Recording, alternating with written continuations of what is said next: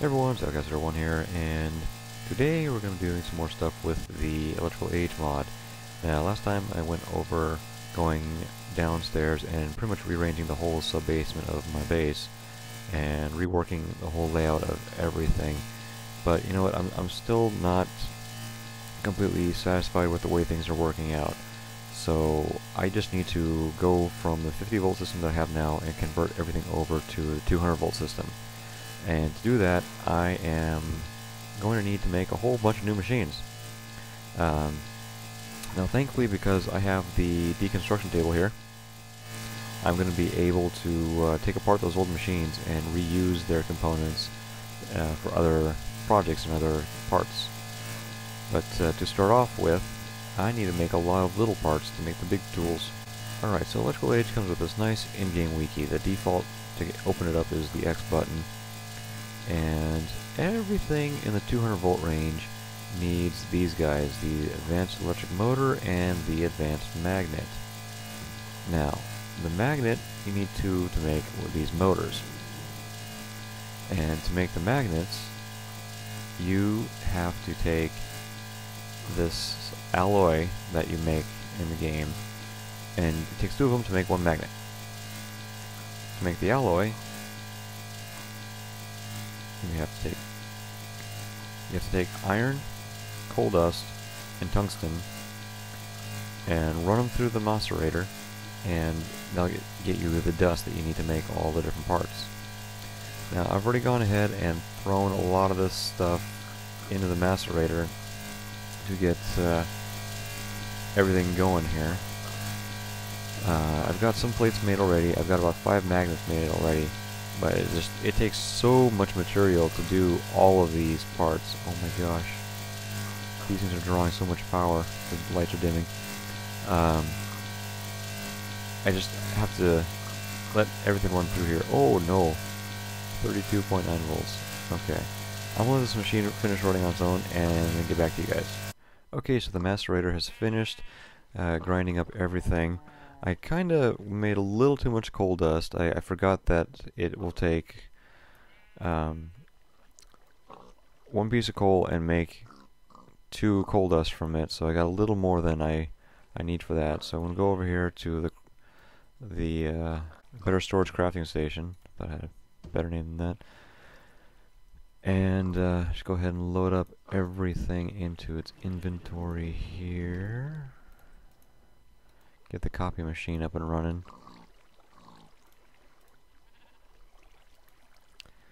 Okay, so I got enough to make 108 pieces here. That'll be a good start. Go ahead and run this stuff through, and we'll start getting some ingots together.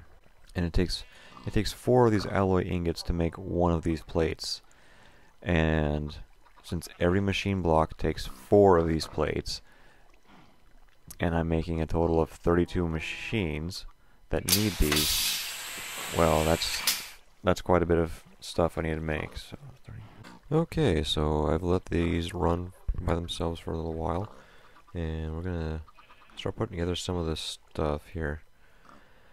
So I've got 7 of the machine blocks made up. Go ahead and make one more here.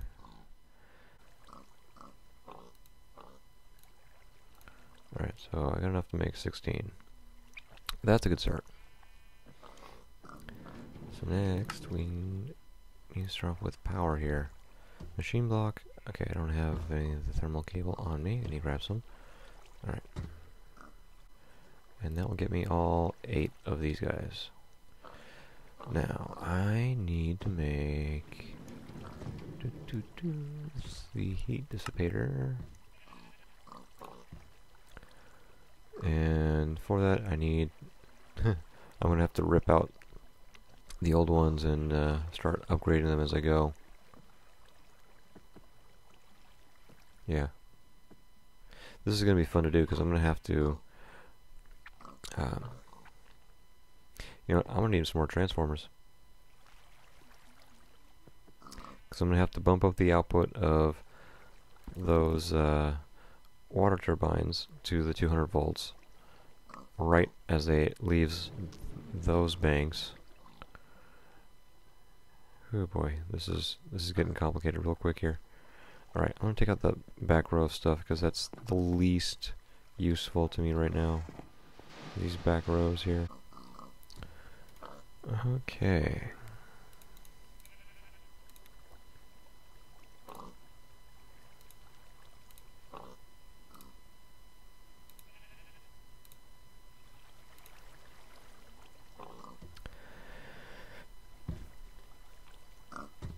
Okay, so here we go. Getting stuff together here. I'm not gonna need this, so I'll take that stuff back. Got some wire back, got some iron back. That's always helpful. And this guy can also go away. And get rid of this machine block. More iron. Oh my gosh, I'm already back up to almost 30 pieces of iron. Recycling, it's a good thing. Oh, I know what that was.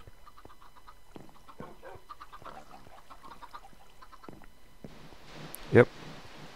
Oh, jeeves. Hey, copper. Yeah. Okay. I should have killed the cable. Oh man, it took out the chest too. Okay, and we're back. So I got everything remade. Some of the stuff exploded and just completely obliterated a whole bunch of the stuff. Completely killed two of these guys that, you know, these things are not cheap to make. And I tested everything out. So far it's looking like everything is hooked up correctly, so I'm gonna go ahead and start cracking these guys on.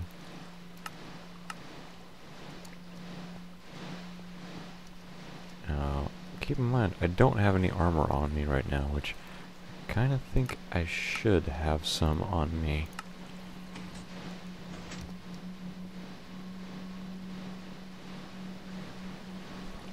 Here, I'm spinning up here.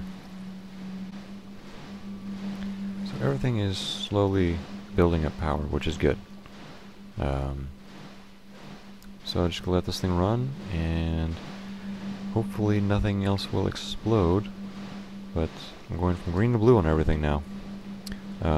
Those guys are still gonna be green. There's no 200 volt versions of those guys, unfortunately. But for the time being, it looks like the new power system is working. I'm going to have to tweak with it a little more to get the settings right, to get the power output where it needs to be. But I'm going to have to rearrange the batteries here. I'm going to lay them out into a 200 volt configuration. I'm going to have to run a secondary line around this area here, and what I can do is I can actually take they have a paint roller, so I can color the wires a different color, and that way I can have two lines run side by side and not have to worry about two different voltages crossing with each other and blowing stuff up. So I think that's what is going to end up happening here. I've been doing some more testing with my setup and talking with Peanut Butter 29 on the forum, and it's kind of funny, we kind of came to the same conclusion about my setup independently, and he actually messaged me after I was already in the process of doing all these changes. But you know, I got this all set up to the 200 volt system, but I'm still not terribly thrilled with the performance of everything. And I've been doing some testing in my my test world. I actually copied the whole base over into a test world and been doing some further experimentation. And there's a much better way that I could have set all this up, and I'm going to implement that. So basically what's going to happen is I'm going to move these guys from back here, make these little towers right here in the middle, of these little pillars in the middle of the room. Put those guys out there, run the line straight out to the batteries, go up on the roof, reconfigure the solar panel arrays into 200 volt clusters, bump them up with transformers to 800 volts, drop them down the central pillar here, have another transformer here to go to 200 volt, and then charge everything up. And these guys should stay almost constantly at full power. And I actually set up the test world with 4 turrets just to see if it would work, and it maintained power to the 4 turrets. So that's what's going to happen here. So I'm going to end up ripping up my floor, rewiring the whole damn thing, and going from there. Yeah, so I need some cobblestone. And the trick is to do this without blowing myself up and hitting the correct buttons.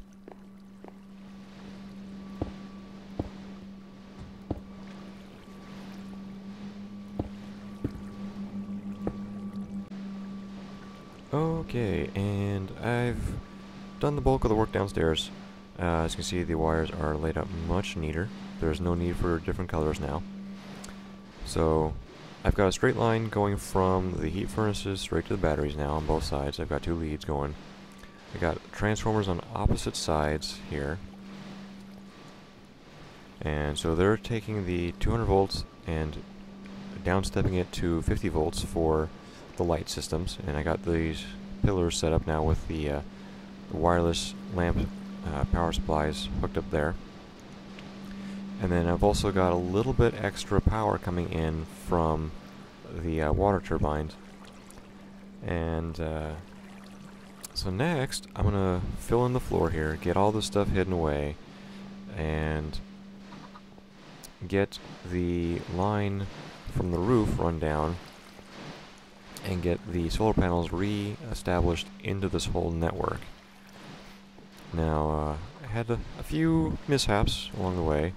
I took too much stuff out at once, and so I started on this side, and the transformer that was on this side blew up. The load increase on it was much too quick, and it couldn't handle it, and it exploded. When this stuff blows up, it can do a lot of damage. I mean, even testing, with these transformers, they do a stupid amount of damage when they explode. Okay, I've seen it do like a 4 or 5 deep hole by like 8 or 10 across in stone. So these things you do not play around with. You hook these up wrong, they will explode. You should definitely be wearing armor when you set these things up, and that is no joke. Get the floor filled in here, and then head to the roof and start playing up there. Okay, and we're on the roof. And so I've already got one of the solar panel arrays all set up and ready to go. And I'm going to go ahead and set up the other 3 real quickly here. Now, in case you're wondering, this is the E-Coal suit from the Electrical Age mod. The nice thing about this piece of armor, it's made with basically coal dust pressed into plates. And it helps to do a lot of protection against impact and shock. This has saved my butt multiple times when dealing with the electrical age components, as it does help to take the impact from a lot of the stuff in this mod, because this stuff likes to explode if you hook it up wrong. Now these solar panels, you see there's a red and there's a blue. The red is the positive side, the blue is the negative side. And depending on what way you're facing when you put them down is the way that they're going to be set up.